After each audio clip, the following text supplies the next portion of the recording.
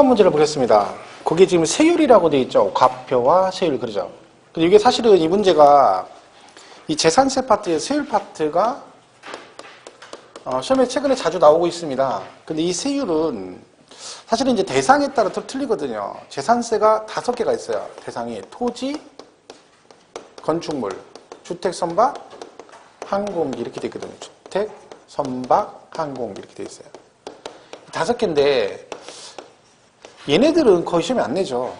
예, 부동산이 아닌 것들은 시험 범위에 안 들어갑니다. 사실은. 그래서 이거 크게 신경 안 써도 되는데 그러면 선박 항공기는 거의 시험에 뭐 세율 모를 일이 없죠. 이 문제도 보시면 전부 다 토지 다 하고 주택 이렇게 돼 있잖아요. 근데 사실은 세율 파트가 얘 있죠. 얘. 이 토지가 좀 어려워요. 왜냐면 이 토지는요. 있죠? 모든 토지가 똑같은 용도로 쓰는 건 아니다. 농지도 있고 나대지도 있고 건물 부속 토지도 있습니다. 근데 세율이 똑같으면 누가 봐도 불합리하죠. 그래서 토지를 사용하는 용도에 따라서 3가지로 구분한다 있어요. 그 3가지가 하나가 이런 거죠. 분리과세 대상 토지라는 게 있고 그다음에 별도 합산 대상 토지라는 게 있고 종합합산 대상 토지 이렇게 구분을 해요. 종합합산. 그러니까 용도가 다른 거죠. 예를 들면 농지다 그러면 분리과세. 그다음에 별도 합산은 건물 부속 토지. 그러니까 이 학원 건물 시설 앞에 있는 상가 건물 부속 토지는 전부 다 별도 합산이에요. 그리고 나대지 같은 게 대표적인 종합 합산입니다. 비삼용 토지 같은 게 종합 합산 대상 토지가 되는 거죠. 그 세율이 달라요. 그런데 이 보시면 지금 여기서 문제가 표준 세율 중 가장 낮은 것은 그랬잖아요. 근데 보세요. 세율이 2가지가 있어요. 누진세율이라는 게 있고 뭐 있어요? 그 다음에 비례세율이라는 게 있죠. 누진과 비례세율 이렇게 돼 있어요. 이건 뭐예요? 금액이 커지면 세율이 같이 높아지는 거예요. 그러니까 이 누진세율이 시험 문제 나오려면 뭐가 나와야 돼? 과세 표준이 얼마인지가 반드시 나와야 돼요. 왜? 얘는 금액에 따라 세율이 다르기 때문에 그 금액이 안 나오면 이 세율이 나올 수가 없어요. 몇 프로인지 알 수가 없는 거죠. 구간별로 틀리니까. 그죠? 그리고 비례세율은 금액하고 상관없이 무조건 세율이 똑같죠. 그죠? 이렇게 돼 있습니다. 근데 이 재산세 중에서 누진세율 적용 대상이 딱 3개가 있어요. 얘하고 주택 이 3개예요. 이 3개만 누진이에요. 그러니까 얘네들의 세율을 물어보려면 뭐가 나와야 돼? 금액이 나와야 되죠. 금액이. 그죠? 나머지는 비례세율로 돼 있기 때문에 금액이 필요가 없어요. 그러니까 분리과세와 건축물 얘네들은 그냥 무조건 몇 프로 이렇게 떨어지는 거죠. 금액에 상관없이. 그죠? 근데 지금 이 문제도 보시면 누진세율이 종합하고 별도하고 주택인데 1번, 2번이 종합 별도고 그리고 4번이 주택이잖아요. 그 분리과세는 2개밖에 없죠. 그러면 1번, 2번, 4번은 다 뭐예요? 누진이니까 뭐가 있어? 금액하고 관계가 돼 있는 거죠. 지금 다 금액이 나왔어요. 근데 2번하고 5번은요. 금액이 나왔죠. 2억 원하고 10억. 상관없어요. 걔는요. 왜? 분리과세니까. 근데 분리과세율이 정해져 있어요. 보세요. 요게 이제 이렇게 돼 있냐면 4%짜리가 있고 0.07%가 있고 여기에 0.2% 이렇게 있어요. 3가지가 있는 거죠. 분리과세는. 근데 시험 문제는 이제 사실 이걸 구체적으로 물어보니까 이게 맞추기가 되게 힘들어요. 이 문제는요. 왜? 누진세를 맞추려면요. 그러면 그걸 다 외워야 되거든요. 종합합산은 예를 들면 세율이 얘가 0.2에서 0.5%, 얘는 0.2에서 0.4 이렇게 돼 있는데 이 문제를 맞추려면 이 구간별 세율을 다 외워야 되거든요. 근데요, 그러면 못 외워요. 그걸 외울 필요가 없어요. 그러니까 이 문제도 내긴 했어요. 문제상에 뭐 5천만 원인 경우 이렇게 나왔잖아요. 근데 결국 정답은 이거 몰라도 맞출 수 있게 나왔죠. 그죠? 결국 정답 무슨 했어? 분리과세를 가지고 문제를 낸 거죠. 분리과세. 왜? 이거를 자기도 양심 있는 거죠. 이거를 어떻게 우리가 구간별로 다 외워요. 쓸데없이. 더군다나 중개사가 재산세를 갖다가 별로 재산세 중개업할 때 재산세는 관계없거든 사실은요. 공부를 하는 것 뿐이지 실무에다가 아무 필요 없어요. 근데 우리가 재산세를 못 해요. 이거는 우리가 하는 게 아니라 누가? 과세권자가 지들이 알아서 여기 맞춰서 세금을 과세하는 거죠. 우리 돈만 내고. 우리가 알 필요가 없는 거죠. 근데 문제를 냈어요. 그러니까 이걸 가지고 답을 내진 않는 거죠. 그럼 뭘 가지고 내? 비례세를 가지고 문제를 비례세를. 근데 거기 보시면 3번이 분리과세 대상인데 목장용지라고 돼 있고요. 5번은 분리과세인데 공장용지라고 돼 있잖아요. 그럼 이거는 사실은 언뜻 보면 되게 어려운 것 같지만 사실은 공부를 조금만 했으면 얘는 충분히 맞출 수 있는 문제예요. 그러니까 난이도가 높은 건 아니에요, 사실은요. 근데 언뜻 보면 되게 어려워 보여요. 왜? 5천일 때 얼마일 때 이러니까. 답은 근데 되게 쉬워요. 왜냐면 얘들 이걸 냈는데 얘하고 얘가 있는데요. 여기에 대표적인 게 뭐가 있냐면 농지가 있고요. 그 다음에 목장용지가 있고 그리고 임야가 있어요. 그리고 0.2%에 뭐가 들어가? 공장용지가 들어가요. 그럼 나중에 우리 공부할 때 어디까지 얘기하냐면 이 얘기는 해요. 구분할 때 기본적인 구분을 해요. 왜냐면 세부적으로 다 가면 되게 어려워요. 근데 시험 문제가 두 가지 케이스가 이 문제는요. 하나는 이걸로 이렇게 세일 물어볼 수도 있고 제일 많이 나오는 건 시험이 뭐냐면 분리과세, 별도합산, 종합세는 따로 구분되어 있거든요. 법으로. 그럼 시험 문제 이게 제일 많이 나와요. 뭐라고? 다음 중 분리과세 대상인 것을 골라라. 별도합산인 걸 골라. 이렇게 되거든요. 근데 여러분 교재 나중에 기본서 보시면 알겠지만 이 분리별도 종합 구분하는 내용이 수십 개, 수백 개입니다. 외울 수가 없어요. 분리과세가 막 쭉 있고요. 별도 쭉 있고 외울 수가 없어요. 근데 시험에 잘 나와요. 근데 나온 문제가 나와요. 내용 양이 많다 보니까 기출됐던 지문 위주로 나와요. 그러니까 공부할 때는 어떻게 하는 거예요? 그냥 기출 나왔던 지문 반복해서 보는 게 제일 빨라요. 그럼 맞출 수 있어요. 그 수업 시간에는 기본적인 사항을 제가 설명을 해요, 이거를. 그죠? 그런데 세율은 어려워요. 왜? 세율을 맞추려면 뭘 외워야 돼? 어느 게 분리고 별도인지를 다 외워야? 그럼 예를 들면 옛날에 이렇게 나왔어요. 염전 이렇게 나왔어요. 염전. 세율 문제인데. 그럼 염전이요. 여기 들어가요. 0.2%에. 0.2%의 공장 용지발이 또 있거든요. 쭉 한 몇십 개 나와요. 그 중에 하나가 염전이 있어요. 그 가운데. 그럼 염전이 0.2%예요. 그럼 내가 무슨 수로 염전 써놓고 0.2% 어떻게 하냐는 거지. 근데 그 염전이 시험 문제 되게 많이 나왔어요. 분리과세 어쩌고 할 때 그 사례로 되게 기출 많이 됐던 거예요. 자주 나왔던 지문이죠. 그러니까 문제를 내더라도 그런 걸 반복해서 내기 때문에 생각보다 어렵진 않아요. 그러면 지금 보세요. 얘가 최고 낮은 세율이 0.07이. 그러니까 분리과세는 뭐냐면 농지나 목장용지나 임야 같은 것들은 어떤 용도로 쓴다? 뭔가를 생산하는 용도로 쓰는 거죠. 농작물 경작하고, 그죠? 그러니까 생산성 있는 토지라는 거야. 그러니까 세율을 아주 낮은 세율을 적용해 주겠다는 거죠. 최저 세율. 그래서 얼마? 0.07이죠. 근데 공장용지는요, 같은 생산하긴 해요. 왜? 공장용지라는 것은 그 위에 뭐가 있다는 거야? 공장이 있다는 얘기죠. 그럼 공장도 공산품을 생산하잖아요. 그러니까 얘도 뭔가 생산하는 용도로 쓰는 거 맞죠? 그런데 얘는 말 그대로 공산품 생산 용도로 쓰기 때문에 얘하고 차별을 두는 거죠. 그러니까 원래대로 뭐 농사 짓거나 축산업이죠. 이런 거 하는 걸 기본으로 간다는 거죠. 이게 그래서 세율이 더 낮아요. 그러니까 여기까지 우리가 구분을 하거든요. 그러니까 이 문제도 지금 뭐래요? 그냥 목장용지 나왔고 또 뭐가 나왔어? 공장용지가 나온 거죠. 분리과세가. 그럼 얘는 0.07이고 얘는 0.2%예요. 그러면 세율이 가장 낮은 게 이거거든요. 무조건. 재산세 제일 낮은 게. 그럼 여기서 표준세율이 가장 낮은 것은 그랬잖아요. 그러면 여기서 목장용지 나온 순간 다른 건 볼 것도 없는 거죠. 왜? 얘가 제일 낮아요. 0.07보다 더 낮은 건 없어요. 그죠? 그러니까 얘가 정답인 거죠.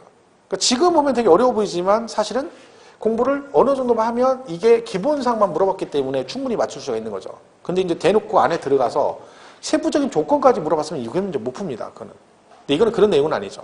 근데 이 누진세율 자체는 금액이 나와야 되기 때문에 얘네들을 갖다 외울 수 없기 때문에 이걸 답을 안 한 거죠. 답은 그냥 분리과세 가지고 답을 고른 거죠. 그래서 그 5번에 분리과세 공장용지는 금액 상관없이 0.2%고 그 다음에 목장용지는 분리과세된 목장용지는 0.07% 이렇게 되는 거죠. 그래서 세율이 가장 낮은 건 3번 이렇게 나온 겁니다.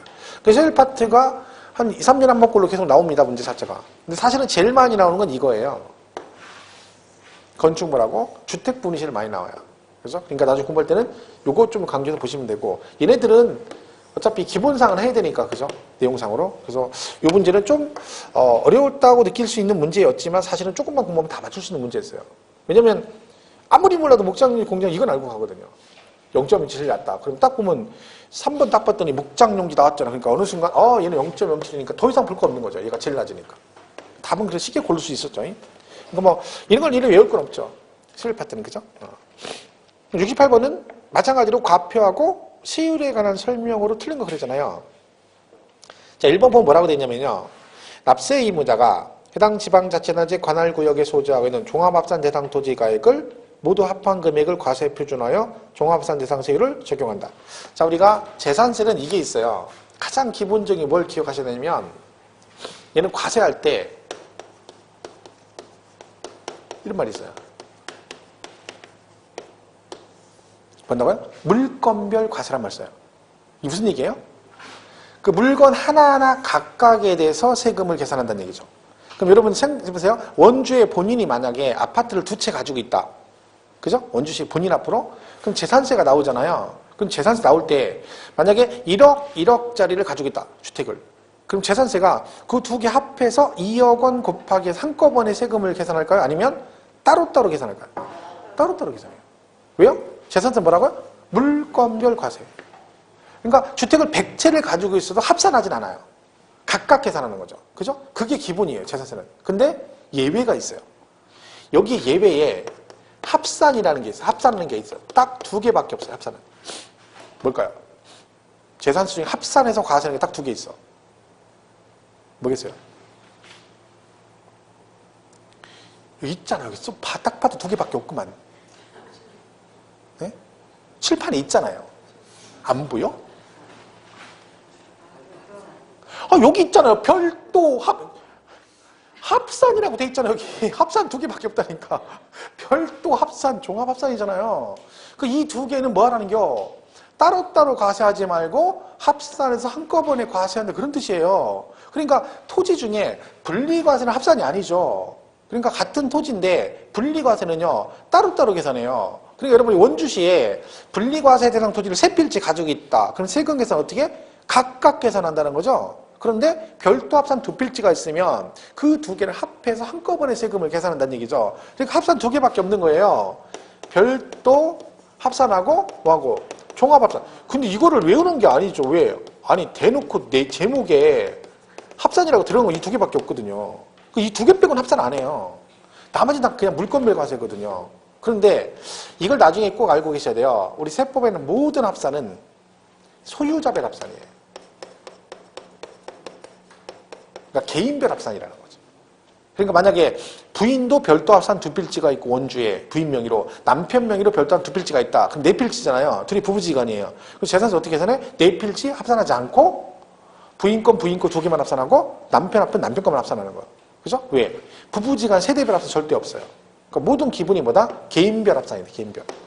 그죠? 이렇게 되는 거죠. 그러니까 이 두 개만 개인별로 합산해서 과세가 되고 나머지는 절대 합산하지 않습니다. 각각 계산한다. 그렇게 되는 거죠.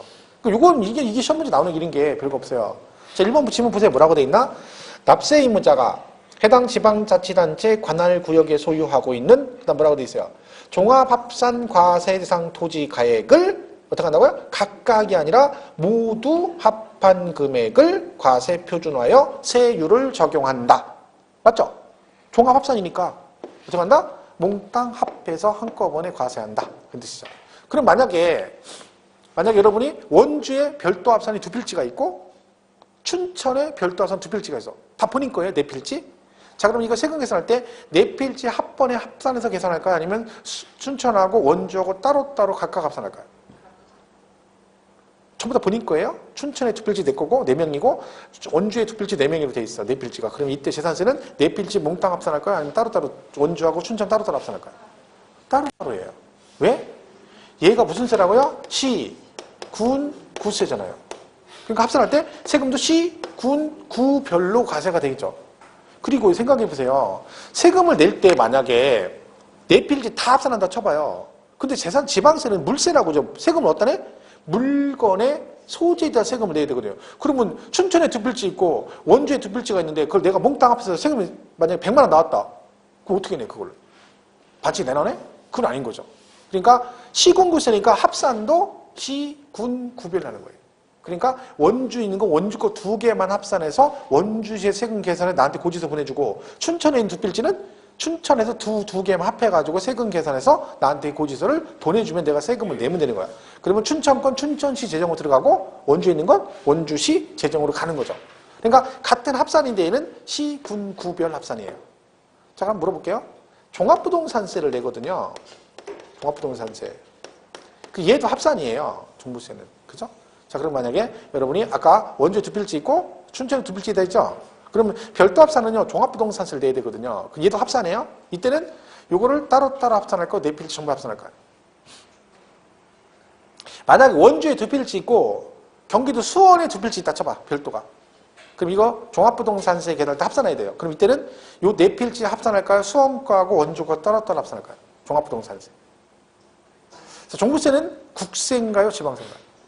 국세입니다. 그냥 합산을 네 개를 다 할까요? 따로따로 할까요? 한꺼번에.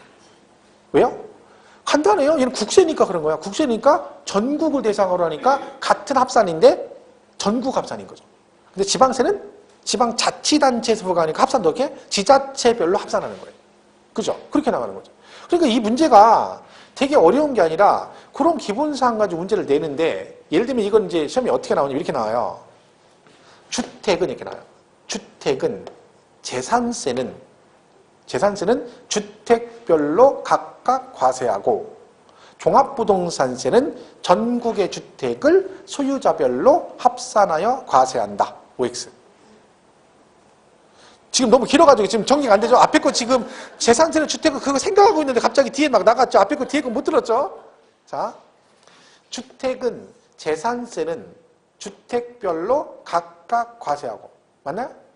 맞죠? 주택별로 한다 했잖아. 네, 종합부동산세는 전국의 주택을 소유자별로 합산하여 과세한다. 맞죠? 맞는 얘기잖아요. 그 시험 문제 그렇게 나오는 거예요. 묶어서 그냥 주택은 재산세는 주택별로 각각 과세하지만 종합부동산세는 전국의 주택을 소유자별로 합산하여 과세한다. 이게 맞는 얘기죠. 그럼 이게 자르면 재산세는 물건별로 각각 과세니까 주택은 따로따로고 종합부동산세는 국세니까 전국 대상이니까 그리고 무조건 합산이거든요. 그러니까 어떻게? 전국 합산, 소유자별 합산 이렇게 되는 거죠. 그게 맞는 얘기죠.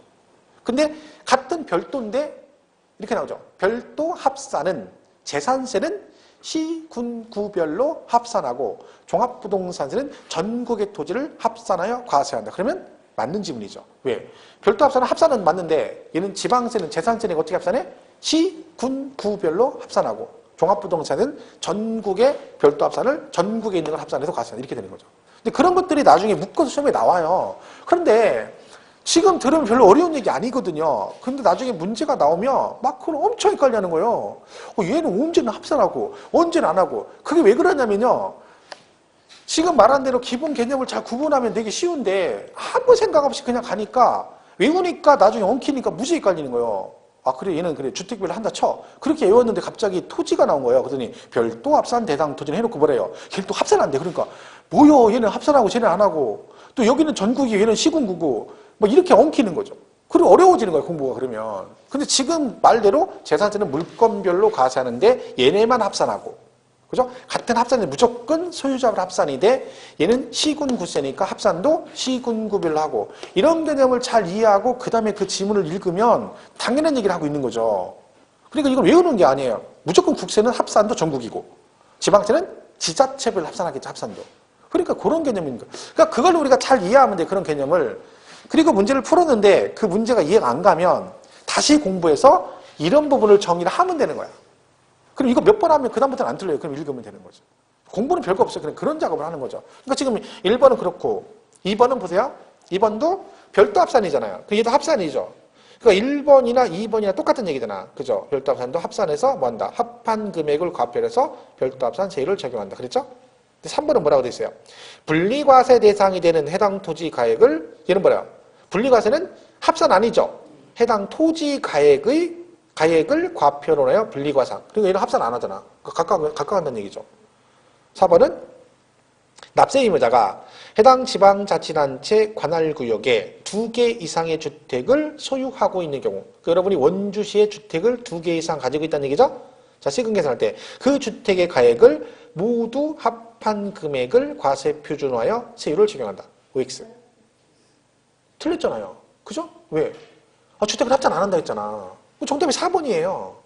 그럼 이게 지금 어렵나요? 아까 논리대로 하면 안 어렵잖아요. 왜? 주택은 합산 안 한다 했잖아. 물건별로 과세한다 했잖아. 근데 얘는 지금 뭐래? 그 주택의 가액을 모두 합한 금액을 과표로 땡 틀렸잖아요. 재산세 합산은 별도 종합 2개밖에 없다 했잖아. 그러니까 주택인데 합산이라고 했으면 4번이 틀린 거죠. 그러니까 이게 지금 올해 기출문제잖아요. 그러니까 이게 논리적으로 보면 이렇게 어려운 얘기 아니라는 거죠. 당연한 얘기를 하고 있잖아요. 물건별 과세인데. 합산. 그렇게 틀렸잖아요. 주택이. 그래서 5번은 주택에 대한 토지 건물 소유자가 다를 경우 해당 주택의 토지 건물 가액을 합한 과표의 주택의 세율. 자, 근데 잘못 이해하면 5번은 또 합산 나왔잖아요. 그럼 이거 틀렸다 그러면 안 돼요. 왜? 5번은 무슨 얘기예요? 주택이 여러 개인데 그걸 합산한다는 뜻이 아니라 주택을 과세하는데 뭐라는 겨? 이렇게 돼 있다는 거지. 문제 질문을 잘 보시면. 이렇게 돼 있다는 거지. 이게 주택인데. 그죠? 그러니까 얘가 지금 주택이 여러 채 있다는 게 아니라 주택인데 토지하고 건물 소유자가 서로 다르다는 얘기죠. 그럼 이때 세금 계산할 때 이 건물하고 토지를 따로따로 세금을 계산하느냐 아니면 이 두 개를 합한 과표의 세율을 적용해서 세금을 계산하는 이 얘기입니다. 얘는 어떻게 한다? 이거 건물 토지 따로따로 세금 계산하는데 한꺼번에 합해서 한다. 합한다 했죠. 왜? 주택은 어떤 경우든 토지 건물을 따로따로 하는 경우는 절대로 없다. 그랬잖아요. 그러니까 한꺼번이죠. 자, 그러니까 여기서 파생되는 얘기 많아요. 잘 보세요. 얘는 항상 이게 같던 틀리건 이 두 개를 합한 과표의 세율을 곱해서 세액을 산출합니다. 그죠? 해놓고 이 세금이 나왔어. 20만 원 나왔다. 그러면 이거를 서로 다르면 어떻게 한다? 둘이 나눠서 세금을 내는 거죠. 그래서 우리가 뭐 한다 그래? 안분한다 그래. 안분. 비율에 따라 나눈다. 뭘로? 토지 건축물의 시가 표준의 비율을 이렇게 가는 거예요. 그 나중에 납세 의무자 같은 거 배울 때 이렇게 나오죠. 주택의 토지 건물 소유가 다를 경우는 두 개를 합한 과표의 세액을 산출하여 그 산출된 세액을 토지 건축물의 시가 표준의 비율로 안분해서 각각의 소유자를 납세 의무자를 한다. 이렇게 나옵니다. 이게 그런 얘기죠. 그러니까 얘는 항상 머릿속에 이 두 개가 어떤 경우는 따로따로 절대 없다는 걸 꼭 넣고 있어야 돼요. 항상 이렇게 가는 거죠. 그래서 얘가 이렇게 해서 안분해 세금 내요. 이게 나와요. 납세 의무자에. 또 뭐 또 있어요. 이것 때문에 나오는 게 또 뭐 있어. 일반 상가 건물은 건물하고 토지를 해서 건축물은 7월에 나오고 토지는 9월달에 세금이 나와요. 그죠? 그럼 얘가 따로따로 세금을 내는 거죠. 그럼 결론은 세금을 분산해서 내는 효과가 있죠. 7월에 일부 내고 9월에 일부 내고. 근데 주택은 이렇게 안 되잖아요. 그러면 얘하고 얘하고 형평성이 안 맞죠. 왜? 얘는 따로따로 내는데 얘는 한꺼번에 항상 계산해. 근데 이거는 얘처럼 따로따로 할 수가 없어. 그러니까 어떻게 하는 거야? 얘가 7월하고 9월에 세금을 나눠서 내니까 얘는 어떻게 해라? 이거 따로따로 안 되지만 요 세금 자체를 계산한 다음에 얘를 어떻게 해라? 반씩 내라는 거예요. 7월하고 9월에. 그래서 주택의 경우에 뭐가 나오는 거예요? 주택의 경우 세액인 반절은 2분의 1은 7월달에 2분의 1은 9월달. 그래서 주택만 이게 해당이 되는 거예요. 그러니까 얘가 2분의 1씩 두 번 내는 이유가 있는 거예요. 왜 그래? 그냥 아무 이유 없이. 사실은요. 과세권자 입장에서 볼 때는요. 2분의 1씩 두 번 과세하는 것보다 한꺼번에 하는 게 편한 거야. 왜? 일거리가 많아지잖아요. 근데 굳이 이거 하는 이유가 있는 거지. 왜? 얘랑 형평성이 안 맞으니까 그런 거예요. 그래서 2분의 1이라고 나와요. 그럼 여기서 또 파생점이 또 있어요. 뭐가 있어? 두 번 내다 보니까 비용이 많이 들단 말이에요. 그죠? 그리고 금액이 너무 작은데도 2분의 1씩 그러면 그렇잖아요. 그래서 뭐가 있어? 한꺼번에 2분의 1씩 하되 금액이 너무 작으면 한꺼번에 하자. 또 그게 있는 거야. 그게 얼마야? 10만 원 이하면 이렇게 나오는 거죠. 한꺼번에 부과할 수 있다. 몇 월 달에? 7월, 9월 중에. 항상 더 빨리. 세금 올림픽처럼 더 빨리, 더 많이. 빨리 걷고 많이 걷으니까 7월 달에 한꺼번에 부과 징수할 수 있다. 뭐가요? 토지가 주택이. 이거잖아, 이게. 이 얘기도 시험에 엄청 나왔어요. 뭐라고? 토지분 재산세의 경우 산출세액이 10만 원 이하면 이렇게 나와. 10만 원이면 7월 달에 한꺼번에 부과 징수할 수. 이렇게 나왔어요. 실제 기출로. 옛날에. 틀렸죠. 왜? 토지가 아니라 주택분이에요. 주택. 그러니까 이게 주택이 왜 얘는 10만 원 이하일까? 이건 이래서 그런 원인이 있는 거 이게 원인이. 근데 무대뽀로 외우는 것보다는 얘가 이래서 그렇구나 이걸 알아야 되는 거죠. 그래야 나중에 가면 기억이 오래 남는 거예요. 근데 무조건 물론 외워가지고 제일 좋은 건요. 이해가 필요 없어요. 그냥 무대뽀로 주택은 10만 원 이하면 7월달 이게 외우는 게 제일 좋아. 그게 안 잃어버리면 최고 좋아요. 그게 제일 단순하잖아. 왜? 복잡하게 뭘 이해를 해. 문제 풀 때는 답은 뭐라고 나와? 토지분 재산 10만 원이야. 이러든가 주택분 이렇게 나올 거 아니에요. 그럼 내가 그거를 그냥 외워서 맞출 수 있으면 그게 최고 좋은 거예요. 근데 처음에 공부할 때는 시간 여유가 있으니까 그거보다는 어떻게? 개념상으로 얘가 그래서 그렇다는 걸 이해를 하고 가는 게 훨씬 나은 거죠. 그래야 기억도 오래 가고. 근데 물론 저하고는 안 맞는 스타일이에요. 저는 뭐 이해를 안 하는 스타일은 아니거든요. 우리는 그냥 얘가 이렇대 그러면 왜 그런지 생각 안 해요. 그냥 그렇대잖아. 그럼 알았어. 답이 이거지? 이렇게 외워버려요. 그러니까 단순하게 하는 게 좋긴 한데 이게 나은 거죠. 그러니까 이런 얘기들이 전부 다 얘랑 관련된 거예요. 왜? 얘를 한꺼번에 가기 때문에. 이게 문제가 그런 거죠. 그러니까 지금 4번의 얘기와 5번의 얘기는 둘 다 합산이라고 돼 있지만 개념이 다른 거죠. 4번은 주택이 2개 이상인데 그걸 한꺼번에 합해서 세금을 계산한다. 그건 틀린 지문이고 5번은 뭐예요? 주택이 2개라는 게 하나인데 토지 건물 소유자가 다르다는 거지. 그래도 세금 계산 어떻게 한다? 그 2개를 합한 과표의 세율을 적용한다. 5번은 맞는 지문이 되는 거죠. 답이 4번이죠. 그죠? 별거 없어요. 그냥 이렇게 가면 돼요. 문제가 공부해보면 난이도가 높은 게 아니거든요. 그죠? 69번은 얘는 안 풀겠습니다. 왜? 이게 이제 국외산 양도 있을 때 국내산 양도의 규정을 준용하지 않는 것은 이게 지금 아까 제가 말씀드린 저도 이제 문제 풀면서 답이 뭔가 가물가물했던 게 이거예요. 저도 잘 모르는 내용이에요. 지금 얘기하는데 그죠? 저도 이거 찾아봤어요. 막 그 조문을 다 두졌어요. 그랬더니 거기 있더라고. 있긴 어디. 그죠? 그래서 책에도 없는 얘기예요. 기본서에 이거 나와 있는 책은 아무도 없어요. 대한민국에. 그죠? 그래서 이거는 그냥 찍는 문제죠. 찍는 문제. 그죠? 그래서 여러분도 알 필요도 없어요. 이게 뭐 이건 자주 나온 얘기도 아니고 난 보다 처음 봤어요. 이 문제 나온 거는요. 사실은. 그죠? 그러니까 여러분도 신경 쓸 필요가 없는 거죠. 그러면. 그 70번에 이제 갑자기 또 비과세가 양도세 비과세가 그죠? 옳은 것은 그랬죠. 1번 보세요. 이게 그나마 최근에 배운 거네. 우리 지난주에 배웠죠? 비과세. 벌써 오래됐네. 지난주면. 일주일에 된 걸. 그죠? 일주일에 간다고 7분 전에 배운 것도 생각이 안 나는데 일주일 전 건 뭐. 그죠? 자, 비과세 간섭 옳은 것은 그랬죠? 1번 국내 1주택을 보유한 1세대가 해외 2주로 세대 전원이 출국하는 경우 출국일로부터 3년이 된 날 해당 주택을 양도한 비과세 된다. 틀렸죠? 매년. 2년이네, 2년이네. 그러니까 이것도 지금 70번 문제는요, 진짜 쉬운 문제예요, 비과세에서. 왜? 이거는 기본으로 공부하면 누구나 다 알아요. 출국 후 몇 년? 2년. 외국으로 이민을 가잖아요. 그러면 비과세를 해줘요. 이민 간 사람한테 세금을 무조건 내라 그러면 안 되죠. 6개월밖에 안 됐다고. 그래서 이민 가는 사람은 보유기간에 관계해서 무조건 비과세예요. 근데 못 팔고 가는 경우도 있다 그랬죠. 왜? 집이 안 팔려 이민 가야 되는데. 그러면 집이 팔릴 때까지 이민을 안 갈 수는 없죠. 그러니까 못 팔고 그냥 갔다는 거야. 그러면 뭐 어떡한다? 출국한 날로부터 2년 이내 팔면 걔도 뭐 내죠? 비과세 받을 수 있습니다. 근데 얘는 몇 년이래? 3년. 이거 틀린 거죠. 정답은 2번인데요. 옳은 것은. 이거는 지금 조금 안 배운 얘기죠. 여러분 잘 안 배운 미등기 얘기인데 원래 미등기를 하게 되면요. 비과세가 안 돼요. 왜? 등기를 안 했으니까. 근데 예외 규정이 있어요.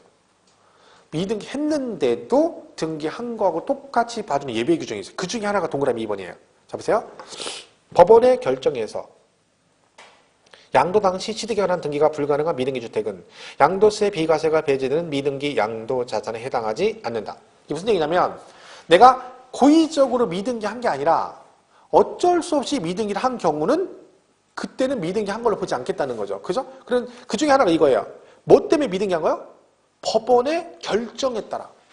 그러니까 내가 미등기를 일부러 한 게 아니라 뭐 때문에 미등기 했어? 법원 결정 때문에 미등기 한 거죠. 그럼 내 의지가 아니잖아요. 그래서 미등기 됐다는 거예요. 근데 나한테 불이익을 주면 안 되지. 왜? 내 의지가 아니잖아.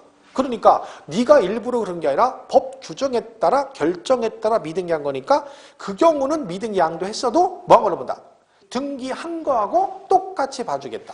그런 얘기죠. 그 예외 규정이 나중에 우리가 배워요. 그거를. 근데 그 지문이 2번이에요. 그래서 양도세 비과세가 되죠. 원래 미등기는. 그죠? 근데 거기서 뭐 한다? 배제되는 미등기 양도 자산에 해당하지 않는다. 그러니까 얘는 미등기 양도 자산을 보지 않겠다. 그런 얘기죠. 이게 맞는 말이죠. 그래서 얘가 답이 2번이에요. 이거 나중에 좀 배울 거예요. 조금 어렵죠. 그 다음에 3번은 직장 변경으로 세대 전원이 다른 시로 주거를 이전하는 경우 6개월간 거주한 1주택 양은 비과세입니다. 이것도 틀렸죠. 왜? 우리 이거 있었잖아요. 1년 이상 뭐 하면? 거주하면 양도세 비과세가 되는 경우에서 치약상 형법 이런 거 배웠었잖아요. 그 조건이 뭐예요? 1년 이상 거주했죠. 거주. 그죠? 그래서 치약상이면 학교를 타 지역으로 가서 얘가 멀어서 그렇고 그 다음에 질병 치료를 하거나 아니면 근무상 형편 그랬잖아요. 그죠? 이거. 이런 경우는 뭐만 하면? 이거만 하면 2년 부여 안 했어도 비과세. 이거죠. 지금 이거 얘기하는 거잖아. 그죠? 근데 틀렸죠. 왜? 6개월 아니라 1년 이상. 그죠? 1년 이상. 그러니까 지금 얘도 틀렸고요. 4번 양도 당시 실거래가 10억인 1세대 1주택 양도로 발생하는 양도 차익 전부가 비과세 된다. 예, 틀렸어요. 그러면 10억이면 얘는 무슨 주택, 이걸 무슨 주택이라고 하는 우리가? 고가주택이라고 그래. 고가주택. 그죠? 고가주택. 고가주택은 실거래가로 양도가의 9억을 초과하는 주택을 말합니다. 그죠? 고가주택. 그러니까 실거래가로 양도가의 9억 원을 초과하는 주택. 자, 얘는요. 원칙적으로 비과세가 된다, 안 된다? 안 됩니다. 비과세가. 근데 보세요. 얘가 비과세가 된다, 안 된다 판단할 때 잘 생각해보세요. 상식적으로. 1세대, 1주택, 2년 부했어요. 그러면 비과세죠. 그런데 9억 초과되면 무슨 주택이래? 고가주택이라 한대. 해놓고 뭐라 그래요? 자, 대신에 9억이 넘어가면 고가주택이라 한다. 그런데 고가주택도 비과세는 된다? 이럴 것 같으면 이걸 뭐로 만들어놔요? 그죠? 굳이 고가주택 용어를 만들어 놓고 비과세가 된다 할 것 같으면 그냥 그런 거 만들지 말고 뭐라고 하면 돼? 그냥 1세대 1주택 2년 부연 뭐다? 비과세. 그럼 끝나는 얘기잖아요. 근데 쓸데없이 이걸 만들었다는 얘기는 통밥풀이 뭐예요? 결론적으로 얘는 비과세를 안 해주겠다는 뜻이죠. 그러니까 고가주택 용어를 만든 거죠. 근데 그 기준 금액이 얼마라는 거야? 9억을 초과했을 때 그런 거죠. 그런데 이제 문제는 뭐다? 9억에 파는 사람이 있고 9억 10원에 파는 사람이 있다는 거죠. 예를 들면. 그죠? 그러면 얘는 고가주택이 아니고 얘는 고가주택인 거죠. 왜? 1원이라 넘었으니까. 그럼 얘는 9억 전체 비과세가 되는데 얘는 10원 때문에 9억 10원을 다 세금을 내라. 이러면 얘는 억울하죠. 누가 봐도. 그죠? 그러니까 어떻게 너도 비과세요건 충족을 했으니까 원래는 비과세가 안 되는 거지만 형평성 차원에서 어디까지? 너도 어디까지는? 9억까지는 뭐 해주겠다? 비과세를 해주겠다. 그리고 9억 초과되는 비율만큼만 과세를 하겠다. 그런 뜻이죠. 그런데 지금 얘는 뭐래요?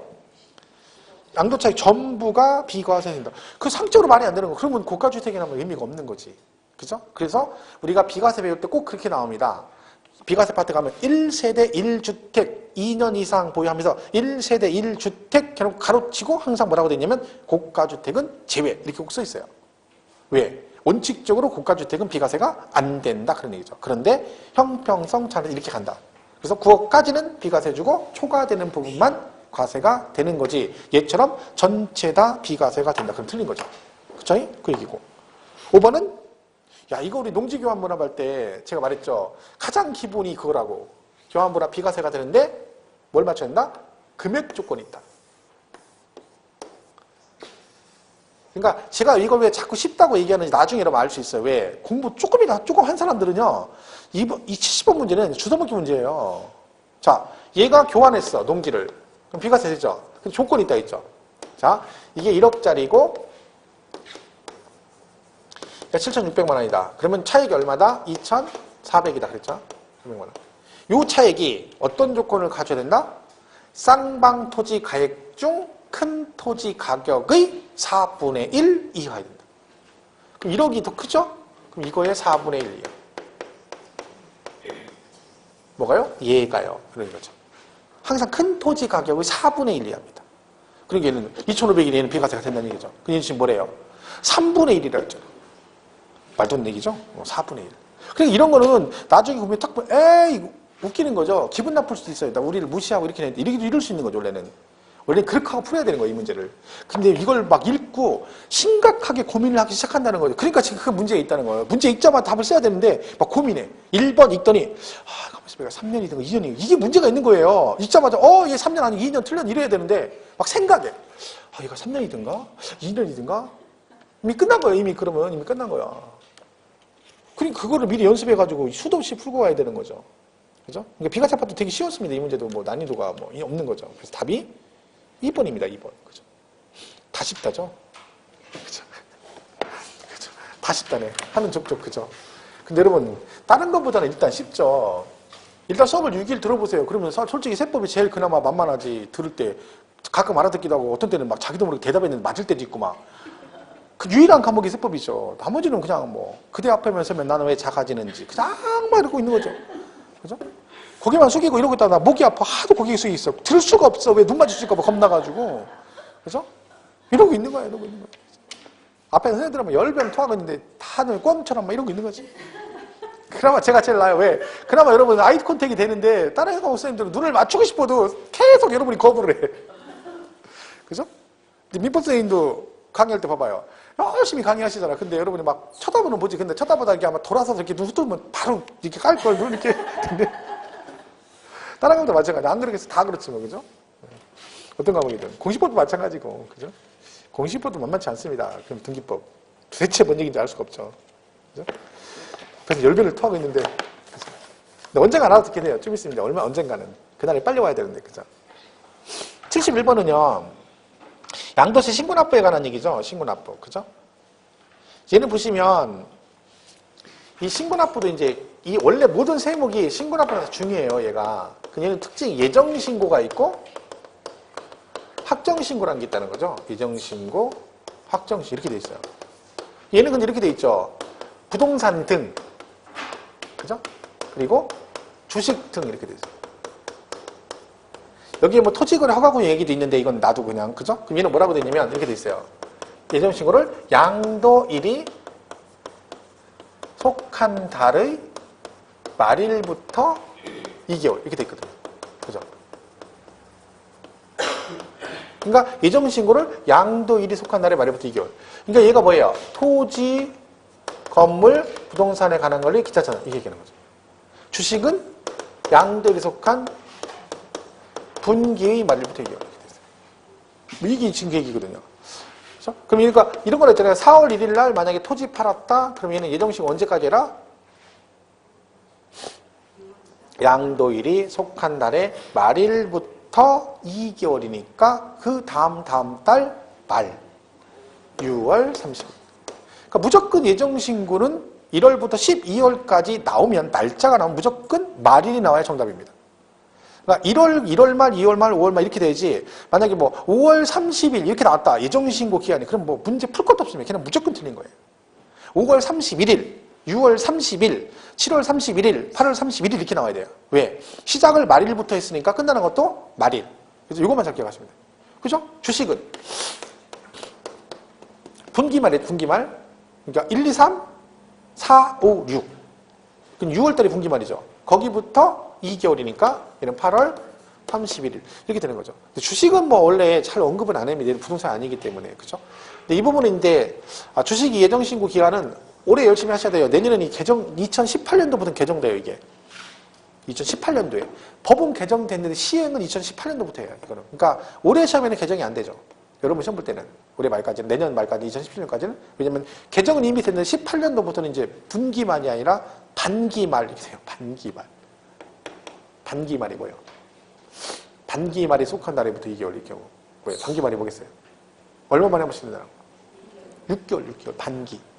그러니까 1월부터 6월까지 해가지고 그 말, 6월 말부터 2개월이고 그 다음에 7월 1일부터 12월 30일 해가지고 그 달 말부터 2개월. 그게 더기가 똑같아지는 거예요. 부가가치세. 그죠? 부가가치세가 6개월치 내잖아요. 6개월 단위로. 그죠? 이것도 그렇게 바뀝니다. 근데 개정은 됐는데 시행을 2018년도부터 하기 때문에 여러분은 관계없는 거죠. 그죠? 이렇게 되는 거죠. 양도일이 속한 달의 말부터 2개월. 자, 그럼 보세요. 1번 지문이 2016년 3월 21일에 주택을 팔았대요. 잔금 상산했대. 예정식 언제까지예요? 5월 31일이잖아. 그죠? 어려워요? 쉽잖아요. 1번 틀렸잖아. 2번 확정신고 납부시 납부세액이 1,600만 원인 경우 600만 원을 분납할 수 있다. 자, 얘가 이제 정답인데요. 이 분납이 양도세 분납 이렇게 돼 있어요. 보세요. 분납. 얘는요. 금액이 1,000만 원을 초과하면 분납을 기한 지나고 2개월 이내 할 수 있다. 이렇게 돼 있어요. 2개월. 자, 근데 분납을 얼마 할 수 있냐 기준이 이렇게 돼 있어요. 자, 이렇게 2천만 원 이하. 2천만 원 이하로 나오면 얼마를? 1,000만 원 초과 금액을 분납할 수 있고. 그죠? 2천 이하면 2천만 원 초과면 100분의 50 이하 금액을 분납할 수 있다. 이렇게 돼 있어요. 그죠? 이게. 자, 보세요. 이게 무슨 얘기냐면, 요거 있죠, 요게요. 기한 지나고 2개월 있다 나중에 낼 수 있는 거죠, 요 기간. 요 기간 동안에 낼 수 있는 법정 최대치를 말합니다. 그러니까 법으로 허용하는 최대 금액이 기한 지나고 2개월 이거예요. 그럼 자, 2천만 원 이하로 나오면 얼마를 1,000만 원 초과되는 금액을 기한 지나고 2개월 안에 낼 수 있다는 거야. 나중에. 그럼 얘가 지금 1,600만 원이잖아요. 그럼 1,600이죠. 그럼 1,600이 나왔다는 거야. 그럼 얘는 어떻게 할 수 있다는 거야? 얼마를 분담할 수 있다는 거야? 그렇죠. 600만 원이죠. 1,000만 원 초과 금액이 600이죠. 그러면 1,000만 원은 기한 내 내고 나중에 최대로 낼 수 있는 600만 원이라는 거죠. 그럼 지금 맞는 질문이에요. 1,600만 원이면 얼마? 600만 원을 분담할 수 있다. 이해가시죠? 답이 2번이에요. 이거 나온 거지, 이거 지금. 답이 2번이네요. 그죠? 한번 예정신고 납부시, 납부액 2천만 원인 게 분납할 수 없다. 2천만 원이 분납 안 돼요? 되죠. 1,000만 원 초과되면 된다고 했잖아. 예정신고건 확정신고 둘 다 분납됩니다. 그죠? 이게 이렇게 나온 적도 있어요. 시험에요. 예정신고 시는 물납할 수 없고 분납이 안 되고 확정신고만 분납할 수 있다. 이렇게 나온 적도 있어요. 땡 틀렸죠. 둘 다 돼요.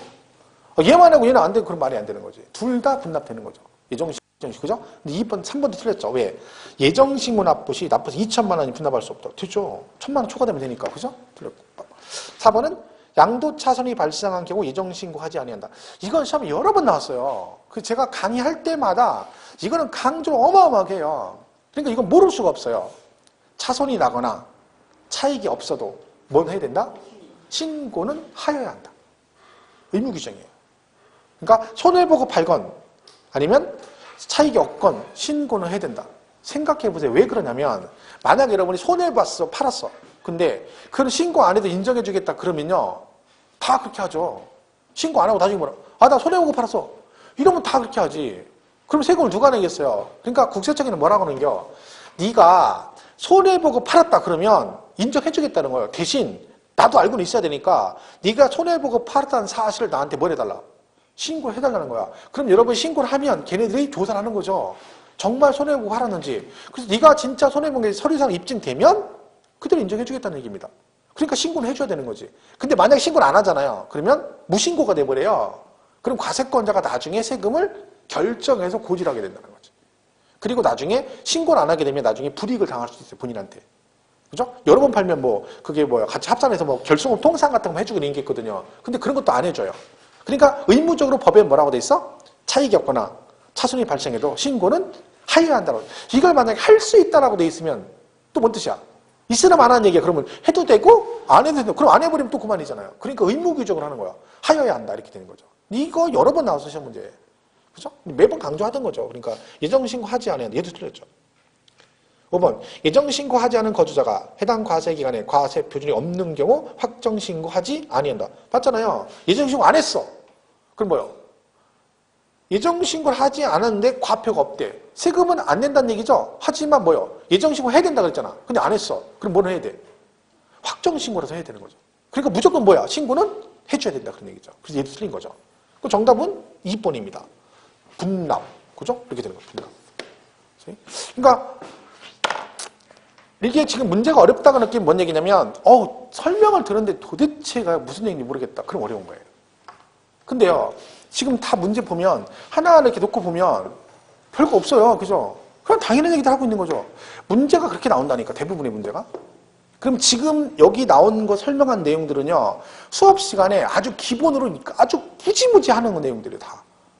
심지어 여러분들이 문제를 이런 똑같은 문제를 수십 번 풀어본 문제 이게요. 본인이 인식을 못해서 그러지 정말 많이 풀어본 문제 본인이. 근데 그게 시험 문제 나온 거예요. 기출로도 여러 번 나왔고.